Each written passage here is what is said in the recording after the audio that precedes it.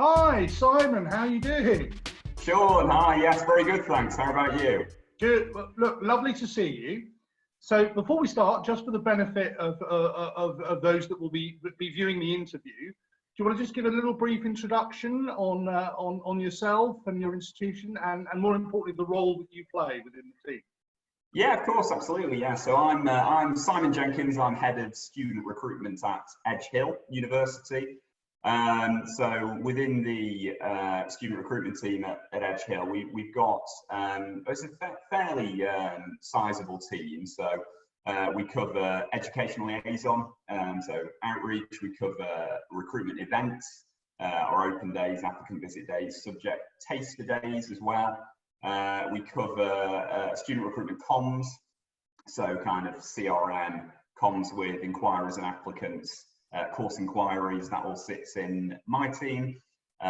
We also have postgraduate student recruitment and also WP, pre-entry WP, so widening access as well.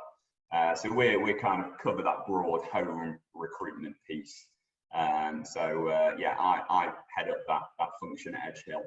Brilliant. Well, that covers quite a lot, doesn't it, really? So how big is the team roughly? The team's about 30. So there's about 30 of us, kind of spread across those various different areas. But yeah, as you say, it's kind of fairly broad reach and broad remit that we cover across the whole team.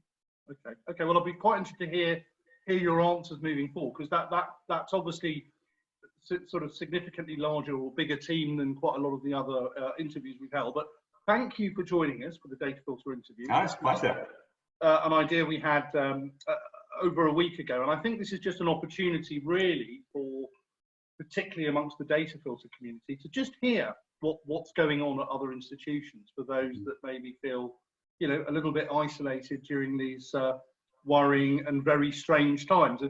And at Datafiltr, we've always taken quite a collaborative approach in the way that we hopefully deliver our service to you. So I'll definitely be asking you questions around how the sector can collaborate. But I think the first point, or the first question for you, is that probably the biggest change we've had up to date is the move from office-based work to home-based work. Yeah, so sure. how have you adapted yourself personally? But more importantly, you've got quite a big team. So how has that impacted on the communication within the team?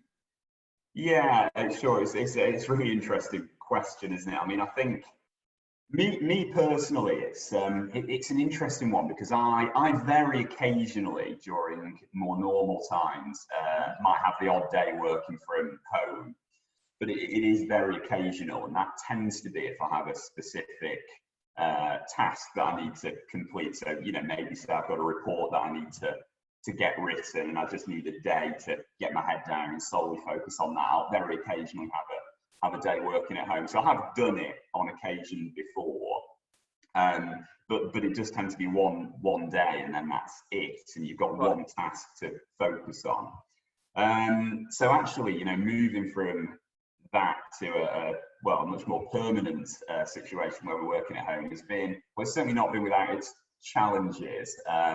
I just think naturally we're used to our home being the space where we relax outside of work on the whole. So it's just that mindset that you need to shift, that actually this is now a working space as well as a space where you relax outside of work. So that takes a bit of just an adjustment in terms of mindset, I think. And you know, obviously there's challenges that some have had to encounter, where there might be partners who are also trying to work in the same space, children who are at home as well. So it's just learning to adapt and adjust to all of that, isn't it, really? So I think on the whole, people seem to have done it very well in my team. I've been very impressed actually with how people have been able to adjust to it. Because particularly, I think for people in our kinds of jobs, we are naturally, by virtue of what we do, people who quite like social interaction, like being around others, working with others. So,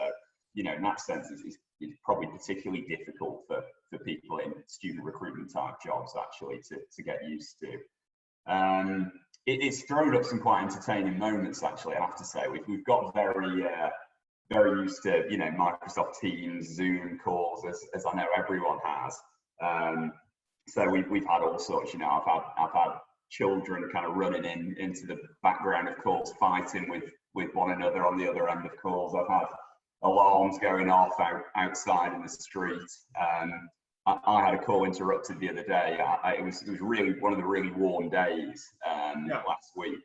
So I had my window open, and my neighbour started shouting through the window to me to try and get my attention about whether we could cut the tree that's overhanging our garden. So, you know, all sorts of stuff like that, which has been good fun and keeping people entertained. But yeah, I think, you know, that I feel like I'm getting used to it as time goes on. And actually, you know, the team have been really fantastic, because, you know, as you say, it's a team of 30, so it's a fairly sizable team. So really important that communication lines stay open, and I know the teams have been having very regular Zoom calls. They've been using Microsoft Teams to chat regularly, and there's been kind of regular contact about what we need to do to shift, to adapt from a work perspective in this new working environment we find ourselves in, but also in a kind of softer, more social sense as well. There's been you know, the day before we had the Easter weekend, they put a quiz on, and you know, opportunity for people to get together and, you know, just have a bit of a catch up socially as well, which I think is more important than ever at the moment. So yeah, I've been very impressed with how people have adapted to it, for sure. I hope you won the quiz. I'm afraid I missed out on it, actually, because I had another I had something else I had to do, but of course if I'd have taken part I would have done. There's a football quiz coming up that I'll tell you about by email after the interview. Oh, okay. Sounds good. What would you say has sort of been the main benefit you got out of the sort of new working environment? Because obviously you're managing a big team, so are there things that you can take from the experience that you think you'll move forward with after COVID-19? Or yeah, absolutely. I think as you say, we are a reasonably sized team. I mean, our approach at Edge Hill has always been very much about face to face. It's about the kind of culture that we can convey about the institution when we go into schools, but also when people come to us on open days. And you know, I think that's probably broadly similar for most institutions. But you know, we've got a real focus on face-to-face being our primary way of doing our business. So that's obviously been significantly disrupted by the ongoing situation. So we've been forced to look at different ways of doing things, which we've perhaps not been naturally as well set up to do thus far. So what this has really made us do is get ourselves up and running with various different things. We're currently working on a virtual event platform to make sure that we can still deliver our open days virtually, which again, I'm sure a lot of other colleagues are doing. We've not done that much in the virtual event space before, so this is going to make sure we're geared up to do that in the future, which is a real positive. Just to interrupt you there, sorry, Simon. So just for the benefit of other institutions tuning in, how long has that process taken, sort of, for you to sort of try and set up your virtual events? But you know, is that something that you only addressed at the start of the lockdown, or had you already addressed prior to the lockdown? And how long is it going to take you to get it up and running? Yeah, no, it's a really important question. I think we've always run some smaller scale activities virtually. So we've done kind of small scale events, live chats, showcasing presentations. We've done that sort of thing before. Yeah. But what we haven't really done before is a full large scale recruitment event, like an open day virtually, say, for example. So to be honest, the process is still ongoing for us to get that established and up and running. But it's a bit of a case of a lot of hands on deck with it, because we've got an open day scheduled for mid-June, and we're absolutely still committed to delivering that. We're just going to deliver it virtually. So that's the timescale we're working to. Yeah, fairly quick turnaround, but we've got some elements established, but we've never done anything quite on this scale virtually before. Personally, I've been very impressed from the other interviews that we've conducted about how quickly people have adapted and how quickly people have sort of put a lot of this digital infrastructure in place, basically. So that obviously will hopefully benefit the sector moving forward. I think so. And lots of good lessons to be learned, basically. So yeah, I think the other thing, just to say briefly on that, Sean, is that we, you know, something else we've done is we basically tried to translate our outreach activity into a digital format as well. So very, very quickly, the team were able to make an offer to well, the teachers in schools and colleges where there are still children of key workers in, but also to individuals as well, to be able to access some of our outreach activity live, but also on demand as well. So yeah, there's been, you know, we've recorded various things that people can access on demand. So we've been able to push out a virtual outreach offer pretty swiftly as well, and we've got that now. So I'm not saying I'd ever want it to replace face-to-face in the future, but we've got it there as something complementary. So yeah, I mean, I think it's interesting you mentioned that, because there'll be a balance, basically, won't there? I think moving forward as to so with that in mind, do you already have plans or strategies in place for? Well, let's assume schools hopefully reopen in September, maybe earlier. We don't know. So have you already put plans in place to how you'll react to when schools reopen?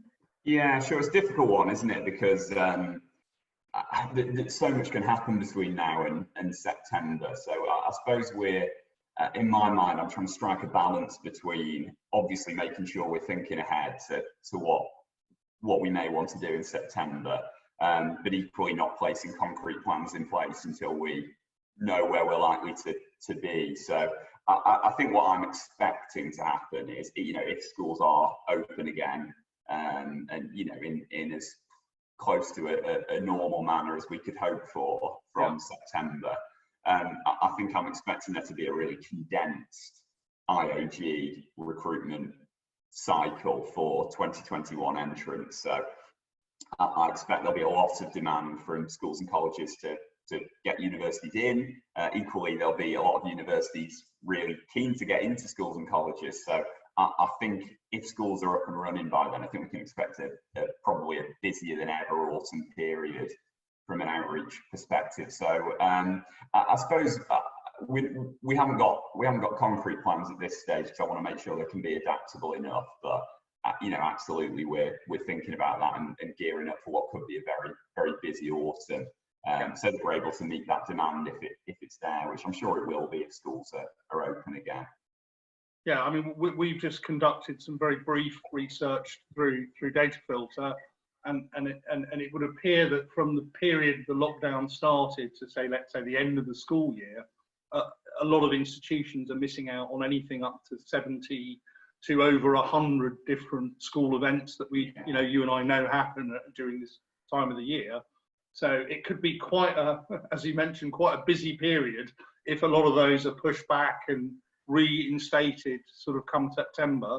And that brings me quite nicely on to my next question.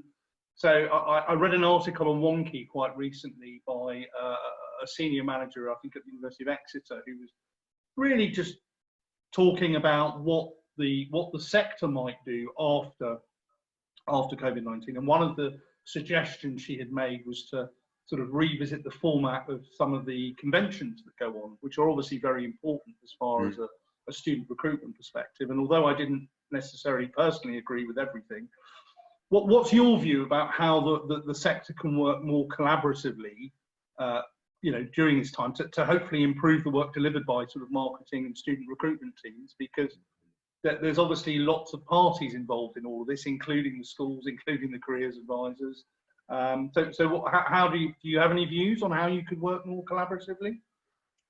Yeah, I think it's going to be vitally important during the upcoming period, really. I mean, for me, I think just on your point about the the exhibitions and fairs. I think there'll always be a place for those, because I think institutions will always need and want to be able to, you know, have those conversations with students about their own offer. So I think those will remain important as and when they're able to function again. I mean, in terms of collaboration, I think it'll be interesting to see, actually, from a policy perspective, what gets implemented and what impact that might have on collaboration. Because I genuinely think, as a sector, we're not a sector who wants our competitors to perform poorly. You know, I genuinely think there's a real sense of collaboration in the HE sector, and I don't think you would find people who want to see other universities really struggle or fail. And I think that kind of community sense and community spirit across the sector will be really important in the coming year or two.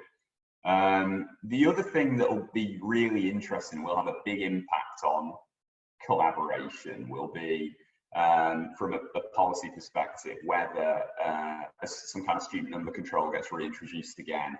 And you know, there's talk of that possibly even for 2020 entry. I mean, I'm finding it hard to see how it could be implemented for 2020 entry when universities have already established their offer making strategies, made offers, and we were so far through.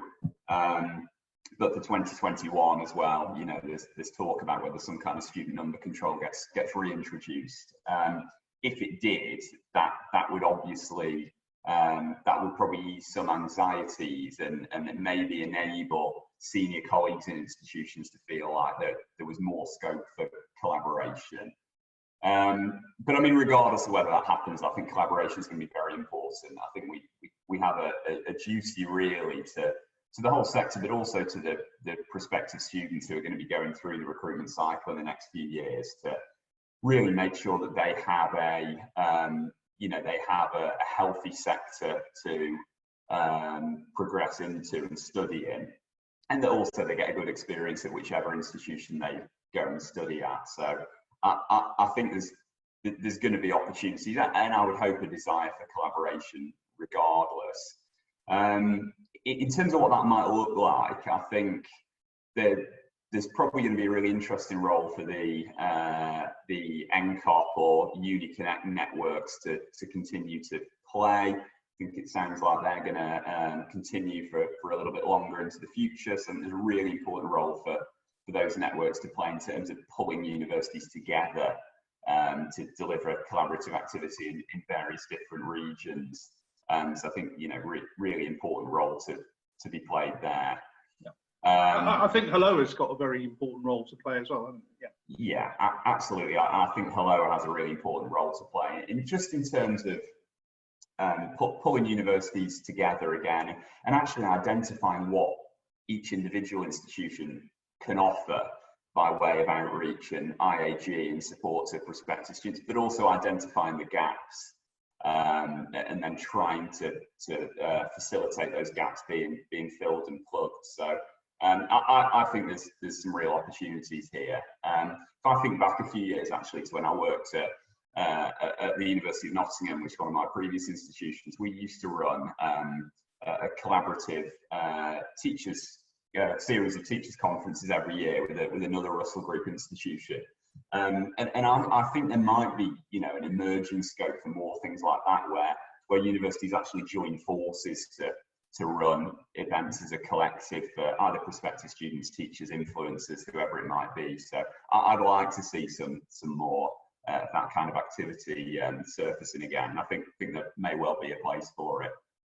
I'm glad you've mentioned that and that we've got it recorded. I was having a conversation with a non-customer yesterday, a good friend of mine who was saying the same thing. They were looking at how they could maybe deliver an event in London, and were trying to make decisions around whether they should do it themselves or contact other institutions. But I do think you're much stronger as an entire entity than perhaps trying to tackle some of these tasks on your own. That's been fantastic for giving us that insight. I'm going to finish off with asking you, my last question is, if you were to give 2 tips to those that hopefully will see the interview? What would those 2 tips be? Okay, yeah. Well, I mean, I think I suppose one more sort of kind of softer tip, I suppose, around working practices. I just think continue to talk to people is really important. I think people in our line of work have got an absolute desire to continue interacting with one another during this period. So keep talking to your colleagues, but also keep talking to your network outside of your own institution as well, and just, you know, share some stories about working practices, what's working well, what's not. Have a bit of a social chat. Make sure you're staying in contact. So I think that's really important.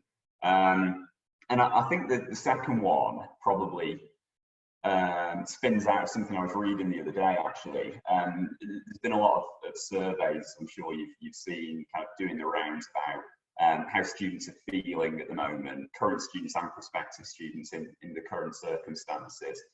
And I think what's coming through really strongly there is that there absolutely is a role for universities to play in terms of providing information, reassurance, advice and guidance to prospective students during this period. So even if there aren't things that we can say with certainty to our prospective students, that there are useful things that we can provide them with. So whether that be interesting things they can be looking at from a subject perspective, whether it's transition type activities to support them, given that they're going to have significant periods probably out of school before commencing university study. I think just continuing to stay in contact with your prospective student audience is really important, even when face-to-face interaction isn't possible. So I think that's coming through quite strongly from a lot of the surveys I've seen. No, I concur with your thoughts, absolutely. So can I thank you for your time today? It's been great seeing you again, and I hope that we get to see each other face to face in the not too distant future. Can I wish you luck with all of the projects? Obviously, the open day is looming now, I suppose, if it's in June. And I'm sure you and I will be in contact, but thanks again for participating, and we'll talk soon. Great, thanks a lot, Sean. Great to speak to you, and catch up again soon.